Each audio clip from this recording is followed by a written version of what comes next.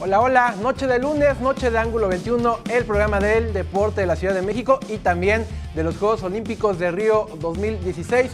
Toño Vargas, seguimos con las buenas noticias. ¿Cómo estás? Sí, Magallán, aunque hoy no amanecí con muy buenas noticias, sobre todo por mi coche lleno de... ¿Esto qué fue del volcán? Ahora sí la ve mi coche.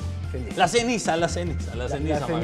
Sí, la ceniza. Oye, pero hay un importante anuncio que hacer. Sí, por supuesto, porque como bien saben, Capital 21, Hogar de Comunicación, va a tener la oportunidad de llevarte el jueves, que es a las 3 pasado el meridiano. Bueno, pasó el meridiano, creo que ya nadie lo dice. A las 3 p.m. el partido del Grupo C, México contra Alemania. Recuerden, México contra Alemania. Posteriormente tendrá su partido contra Islas Fiji, contra Corea del Sur, pero importante, no se pierdan ese partido que será en Salvador de Bahía. Traducido esto que quiso decir el señor Toño Vargas es que Capital 21 está de manteles largos porque el próximo jueves, tú vas a poder ver en vivo la transmisión del partido de la Selección Nacional Mexicana de Fútbol a las 3 de la tarde en su primer encuentro, su debut en los Olímpicos, su defensa por el oro olímpico aquí a través de la señal de Capital 21 en vivo a las 3 de la tarde el próximo jueves. Recordemos que el fútbol arranca antes precisamente que el resto del calendario, como también la ceremonia inaugural.